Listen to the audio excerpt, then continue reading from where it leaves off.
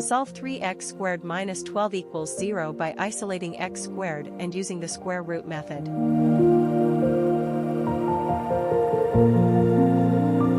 We start by adding 12 to both sides to isolate the term with x squared. This step is necessary to get x squared by itself on one side of the equation. Next, we divide both sides by 3 to solve for x squared. This gives us x squared isolated on one side of the equation, which is essential for applying the square root method. After isolating x squared, we take the square root of both sides. Remember to consider both the positive and negative square roots, as x can be either positive or negative. Finally, simplifying the square root gives us the solutions for x.